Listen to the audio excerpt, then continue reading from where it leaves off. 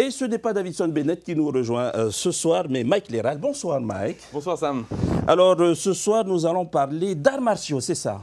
Exactement, le deuxième Tahiti National JJV Contest, il a réuni 229 compétiteurs à la salle Omnisport Christian Helm de Marina. 58 titres étaient en jeu, on voit ça avec Oriano Tefao.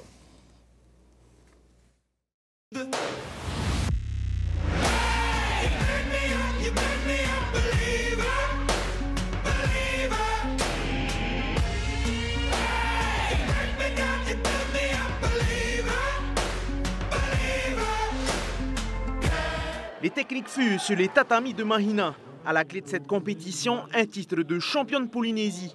Les meilleurs sont au rendez-vous. Chez les ceintures de couleur, en moins de 88 kg, Tevehi Trafton du team Millennium décroche le sacre en battant Atea Pere de la Tahitian Top Team.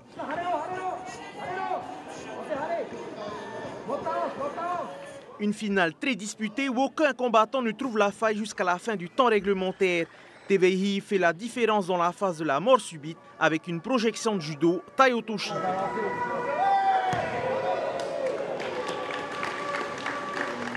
Première fois qu'on se retrouve en finale, c'est un adversaire qui connaissait un peu mon jeu, donc ça a été compliqué. Donc heureux du résultat. Ton plan de jeu en les prolongations, c'était quoi? Toujours le même, je prends mon temps, je joue sur mon stand-up, sur mon judo. Et je fais attention à ce que l'adversaire fait, je suis toujours patient. Et voilà, je mise tout sur mon judo pour emmener mon adversaire au sol. Et voilà, ça a marché aujourd'hui, c'est ce qui m'a fait gagner la finale. Chez les plus de 100 kg, 4 combattants en lice, Henry Burns et Matei Chan se retrouvent en finale. Un scénario que les deux amis redoutaient. Pour ces deux frères d'armes, un combat entre deux est inimaginable. Les dés étaient déjà jetés avant le combat. Nous, notre objectif, c'était de venir combattre contre les autres. Après, quand on s'est retrouvés en finale tous les deux, comme j'ai dit, c'est le frangin. Donc, le frangin, on ne se ment pas, on ne donne pas. Voilà, pour moi, c'est une règle particulière. C'est le respect entre frères. Voilà, quoi. Avec un score de 7 partout à la fin du temps réglementaire, Matei Chan marque le point décisif en prolongation. Il est le nouveau champion de Polynésie. Je redoutais quand même Pollock parce que je sais qu'il est fort en force, très fort. Mais bon, le plus difficile, moi, c'était vraiment le deuxième combat contre le Manatoa, c'était le favori. C'était le gars à combattre, quoi. Et respect pour lui aussi, chapeau. En moins de 76 kg, Steven Pearson s'octroie la première place devant Julian Schloch et Michael Ravelli. Et enfin, Anapa Pérez s'impose chez les moins de 94 kg. Et on s'éloigne des tatamis pour une course raide sur Pirée, c'est ça? Oui, ils étaient environ 300 ce matin sur la ligne de départ de la grimpette du Belvédère. À pied ou à vélo, ils ont avalé les 6 km de côte en à peine plus d'une demi-heure pour être plus rapide. Jean-Baptiste Calvas les a suivis, tant bien que mal.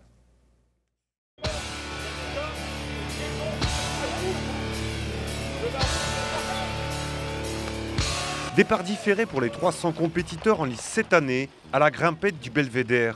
Les vélos sont les premiers à s'élancer devant les coureurs qui leur emboîtent le pas. Cette année, les organisateurs innovaient en proposant aux coureurs qui le souhaitaient un défi supplémentaire. C'est une nouveauté, cross-training en duo, où ils s'arrêtent à chaque atelier du parcours santé de la mairie de Pirée qui a mis en place ce parcours de santé. Et on les fait justement utiliser tous les agrès de la montée. Et on a des coachs sur chaque atelier qui les attendent et ils ont quelques exercices à faire avant de repartir. En course à pied, Thomas Lubin prend les devants dès les premiers mètres de course. Quelques concurrents tentent de s'accrocher. En vain, Thomas fait la course seul et franchit la ligne d'arrivée avec un chrono canon, 32 minutes et 41 secondes. Et il ne semble même pas marqué. C'est vrai que c'est des courses que j'affectionne particulièrement. J'adore grimper, donc ça me correspond. Après, c'est vraiment ma spécificité en trail running. Je prépare un gros objectif cette année qui est la Diagonale des Fous en octobre. Et plusieurs compétitions à l'étranger, dont la Nouvelle-Zélande est dans une semaine et demie pour un 42 km et un 110 km en Argentine en avril. Donc là, c'était juste parfait pour moi. D'ailleurs, je vais continuer avec de l'aéro avec une sortie longue juste après. Mais j'adore ce parcours. Là, on a eu des conditions rêvées. Un léger petit vent qui permet de respirer, pas trop chaud, plein gaz. J'ai couru après le chrono. Deuxième de l'épreuve à 4 minutes du vainqueur, Ludovic Chastan se disait tout de même satisfait de sa course. Je connais le niveau de Thomas, donc je laissais partir dès le début en prenant un rythme sans partir trop vite pour avoir de la réserve sur la fin. Ouais. Ça n'a pas suffi? Non, après je sais qu'il est parti trop loin, après c'est trop dur pour revenir, il a beaucoup plus d'entraînement que moi, donc déjà deuxième c'était l'objectif. Chez les femmes, Élodie Menou, la championne de Polynésie de course à pied, n'a pas failli à sa réputation. Elle s'impose sans forcer en 38 minutes et 39 secondes devant Annelise Bourrino et Sandra Papaoura. J'avais très envie de venir parce que ici c'est joli, il fait bon, on est toujours bien. Et même si c'est assez physique parce que c'est court et intense, mais en fait j'ai pas tellement souffert, j'ai été assez régulière. C'est juste aller les 2 derniers virages là où on se bat un petit peu et où faut donner. Là on sent que quand même c'est dur, mais sinon voilà, non, je suis super contente. Rendez-vous l'année prochaine pour tous ces compétiteurs au grand cœur, car en plus du défi sportif, ils se mobilisent aussi pour une association. L'ensemble des bénéfices réalisés cette année sera en effet reversé à l'association SOS Suicide.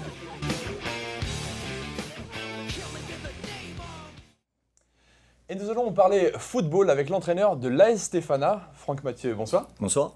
Alors, votre équipe s'envole le mercredi pour la Calédonie. Quel est l'enjeu pour vous, pour votre équipe?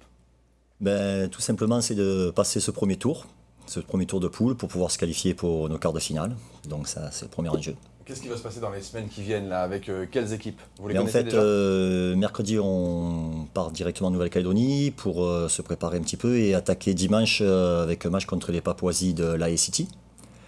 Et ensuite, tous les 2 jours, on va jouer Yengyen, un club de Nouvelle-Calédonie, et Malampa, un club de Vanuatu. Alors tout ça, c'est l'OFC, la coupe le championnat de l'OFC. C'est la première étape. Quels sont les enjeux finaux finalement? Qu'est-ce que vous pouvez gagner si vous l'emportez à terme? Mais déjà, la notoriété au niveau de l'Océanie, puisque c'est quand même une compétition très relevée. Ensuite, au niveau financier, c'est un challenge très important. Alors, pas de pudeur, on peut dire le chiffre. Pas de pudeur, je crois que c'est $1 million néo-zélandais. Voilà. Donc, c'est très intéressant pour le club, pour la continuité du club, dans la structuration. Ça sera intéressant que le club puisse avoir cet argent-là, quoi. Maintenant, ça va être difficile. Bien sûr. Alors, si on plagie une maxime du football, l'OFC, finalement, c'est des rencontres en Océanie, et puis à la fin, c'est toujours une équipe kiwi qui gagne. Comment est-ce que vous pouvez briser ce problème qui dure depuis des années? Bien, d'après ce que j'ai, puisque moi, ça fait que 2 ans que je suis sur Tahiti, donc je viens un petit peu de découvrir ce qui se passe au niveau de l'Océanie. C'est vrai que d'habitude, la Nouvelle-Zélande a toujours des joueurs professionnels, beaucoup d'étrangers. Et cette année, on n'a droit qu'à 3 étrangers. Donc peut-être ça va renouveler, ça va renouveler un petit peu les valeurs. Après, comment les battre, c'est simplement, il faut que nous soyons conscients de nos forces, qu'on soit conscients de ce qu'on peut faire, de ce qu'on peut réaliser. Et après, voilà, il faut que dans nos têtes, on garde pas trop de respect pour ces équipes-là, même s'il faut les respecter en tant qu'humain, être humain. Mais je dirais au niveau football, après, une fois qu'on est sur le terrain... Vous pensez qu'on peut les battre? Il y a de quoi faire, je pense. Alors justement, votre équipe, elle est en reconstruction depuis 2 ans, après la migration d'une partie de vos effectifs vers Central, qui est un peu le frère ennemi ici à Tahiti. Vous-même, vous êtes arrivé récemment. Quelle est votre stratégie pour reconquérir des titres? Et est-ce que votre priorité, c'est le championnat local ou l'UFC? Notre priorité, c'est l'UFC.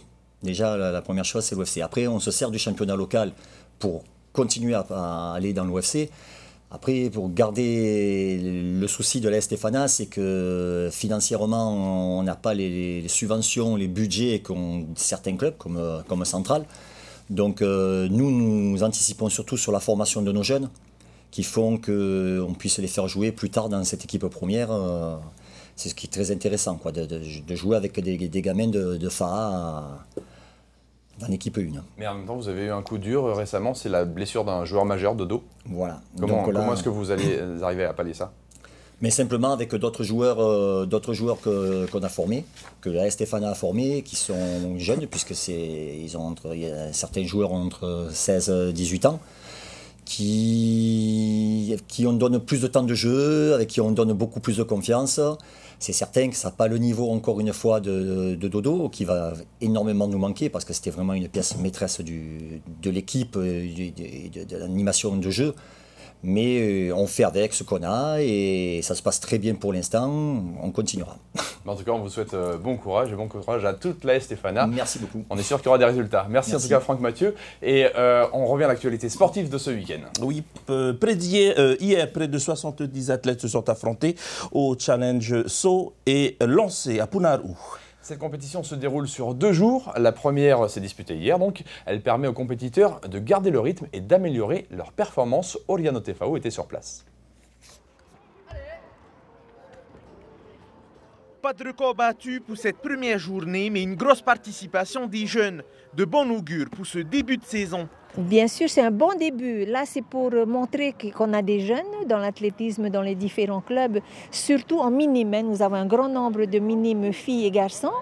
Et puis donc, c'est pour montrer ce qu'ils ont fait avec leurs entraîneurs depuis le mois de septembre, qu'on a débuté la saison d'athlétisme 2019.